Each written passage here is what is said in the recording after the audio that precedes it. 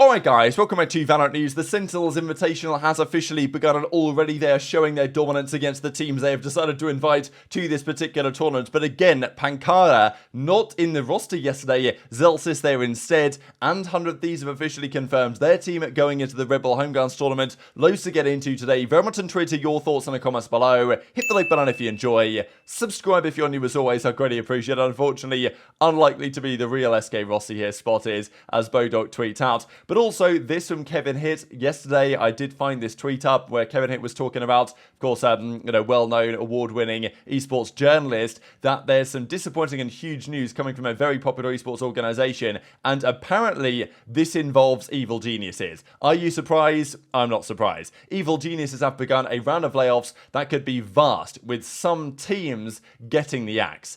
It's clear they ain't got any money left, and I don't know how they've survived this long, to be honest, with some of the shambles that they've been going through the last couple of years. But they won the World Championship here in Valorant not long ago. You would imagine, as a partner team, that Valorant team is probably not going anywhere. But if they have no money, if there's loads of layoffs going on, surely getting a buyout for some of those players might be a decent idea. Now, of course, they're going to try and drop their salaries anyway, and pretty much that entire EG team is currently being held hostage. But surely, if NRG came along and said, hey, we can give you guys 100k for this player, or whatever the case is, that might be a reasonable decision given the potential difficult financial circumstances if this is indeed true. So we'll see what happens there. But I think this maybe opens the door for maybe even one or two of those players to get bought out to another team. Now, one of those players is very likely to be Boostio going to 100T, because 100T made it very, very clear yesterday when they announced their new roster that Nature, their in-game leader, is only a temporary solution for the time being. They couldn't have made it any clearer if they tried. But still, if Nature does very well, the options are there. So here we go. We've got Bag. It's a pretty good acting, I'm not going to lie, this one as well. Got Cryo, and then EU comes in to round out the team with Nature, of course, as their new in-game leader. So pretty funny here from Derek in the reply is no longer on the organization, of course. So yes, EU joins 100 Thieves, a player that was maybe briefly linked to NRG. He is going to be their permanent fourth guy. And look, great player, was on M80 previously. I think it could be a really good pickup here for 100T. So really happy with the direction 100T moving, honestly. I think what they've done the last couple of years has been admirable. The team they initially built, changing out Will for Cryo, was, I think, going to be a step in the right direction. Didn't achieve as much as they probably ought to have done this most recent season, but they still stuck with their core, and now they're trying to improve their core, and according to scrims, they're looking rather good. Now, their in-game leader for now is Nature, who has stepped in and is doing what seems to be a very good job at the moment. But as I say, 100T could not be making this any clearer that Nature is not their long-term solution. Now, maybe he will turn out to be, you never know, depending on how well they do. But I'd say there's a good chance that they have to effectively make the finals in Tokyo, or maybe even win it, for Nature to prove that he is the man that belongs there. Just because the alternative option, if it is Boostio, is a world championship winning in-game leader. That is, well, a tough nut to crack. But as 100T say, number 5 answered the call and will be standing in at the Red Bull Homegrounds tournament. And Jakob Toft Andersen here, the Senior Vice President of Esports and basically a big decision maker over there at 100 Thieves, says, I think it's worth pointing out that this is as much a trial as it is a stand-in. We haven't had enough time to allow Nature to prove himself, nor did our coaches have previous experience with him. So for our 2024 roster construction, this served as the perfect opportunity. So saying that, okay, it very much is a stand-in, making it very clear, but it's also a trial. If he does very well, and there is a big tournament upcoming in Tokyo, Rebel Homegrounds, then he can prove his worth. The difficulty is, how well does he have to do to show that he's better than Boostio, when we believe in early January, possibly, that's when Boostio's contract with EG ends, that's when they can get him for free.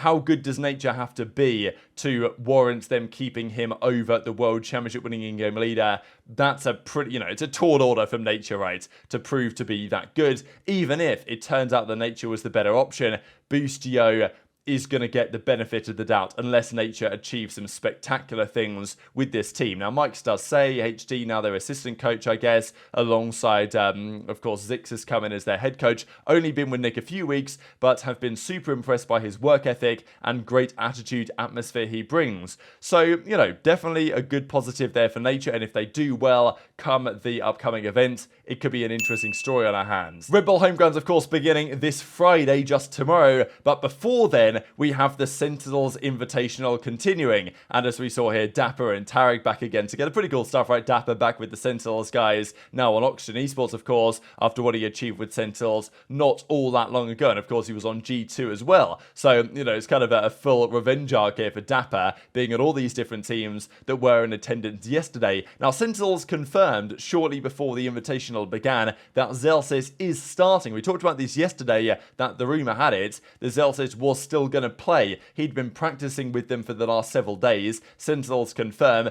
Zellsis played with the team all week while Pancada recovered from his illness, and then it was his birthday just a couple of days ago now. So, look, I get it, but it's definitely interesting timing, isn't it? The Zellsis comes in and as yet has not lost with this roster, whereas Pancada's first series they played, they did lose. Zellsis comes in, steps into Pancada's role, and all of a sudden is looking really good. Now, okay, it's still very much early days here and these are only show matches, and I definitely do think that Pancada will be back in the team at some point, but Zellsis is also going to be trying to prove a point here, right? There's no doubt about it. If you're Zellsis, this is such a great opportunity for you to be able to step into the starting team, really show that you are worthy of the spot on that roster. And, you know, if Pancada comes back in and they don't look as good either in practice or in matches over the next month or so, then, you know, people are going to think, well, maybe Zellsis is the man for the job, and the head coaches might think a very similar thing. So, yeah, if I'm Pancada, I would be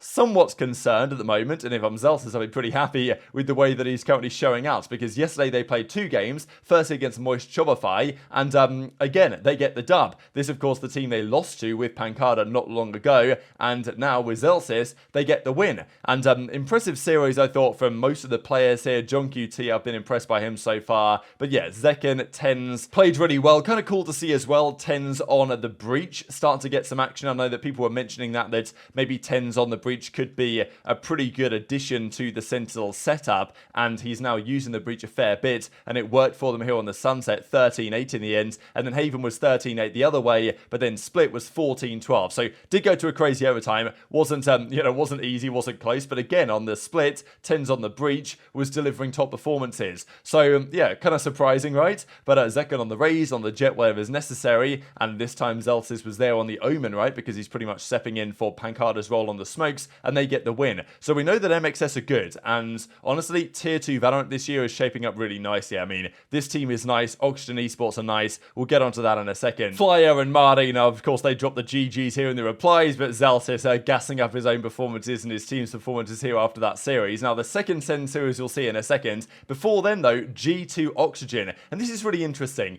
G2 is basically the Guard. They're not too dissimilar to the Guard. They are the team that dominated last year's Ascension. Okay, at a time M80 were maybe better, but when it really mattered, G2 came out, okay, the Guard came out on top. Now they're G2. They do not have, though, any longer Tex. He's gone, and instead they have Leaf. But on paper, that's pretty similar. It's not like Leaf played badly, but yeah, Valiant has been having a bit of a hard time, and he actually says this. Despite the fact that these are show matches, it's an invitational tournament, yes, there's money. I mean, there's 20k on the line here. Like, you know, teams are going to try, there's no doubt about it. But yeah, G2, the Guard, should have been much better than this, you could say. Trent's doing his thing, but yeah, Valiant has a hard time here. The Breeze was 13-11 to Oxygen Esports, Bind was 13-10 the other way, and then Ascent was 13-11, so crazy competitive close series. Dapper had some really cool moments here as well, but on the whole, it was Verno and Redux that were showing out. So, I mean, the teams that we see here, the challenger teams, Oxygen, Moist Shopify, they look really nice, and I'm really excited to see challengers this year, because there's going to be some banger teams down there. Like, M80 are not going to have it all their own way, I don't think, with MXS and Oxygen showing out as they have done here. So G2 go down to them,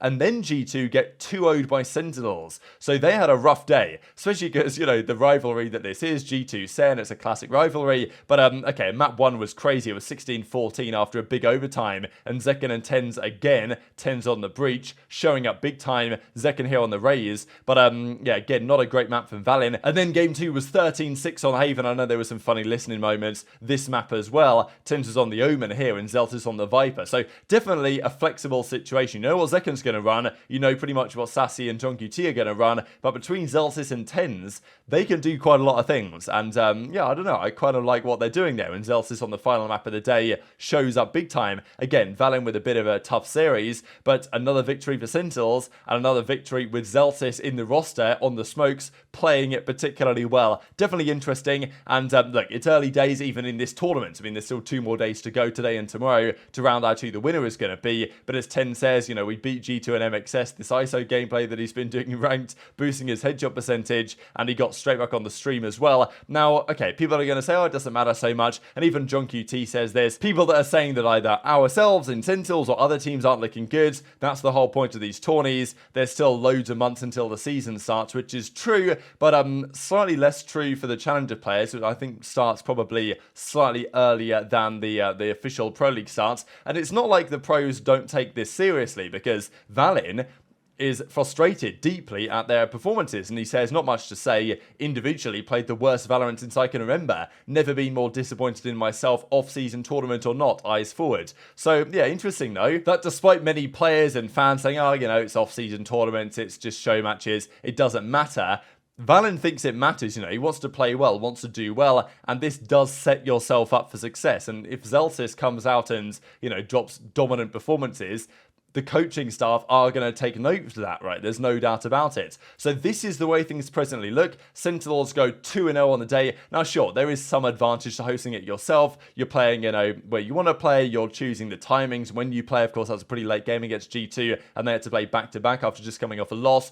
So, you know, maybe that was an advantage for Sen. But nonetheless, this is how things go. And today, they will round out the group stage matches. So, Sentinels Oxygen play, then Moist G2, then Moist versus Oxygen to round out the day, and the worst team gets then eliminated. And then after then there's a couple of playoff games on the final day on the Friday to determine the eventual champion of the Sentinels Invitational, and exactly the same time that the Red Bull Homegrounds tournament begins. So you know, on current evidence, G2 aren't looking so good. They only play 1 game tomorrow against the Moist Shopify. They need to win that one, and if they do, they might get through. If they don't, G2 are going to be out already of the SEN Invitational, and Oxygen are looking very pretty as well after their victory against G2 to secure that situation. Of course, Sen versus Dapper today is going to be pretty exciting. First game of the day. This is all in UK time, so adapt to you know, whatever your respective time zone is. But for the moment, remember that Eastern time is only 4 hours behind UK, because our daylight savings already ended, whereas it ends in the States, I believe, this weekend, possibly. It always catches me off guard every single year with the upload times and stuff. But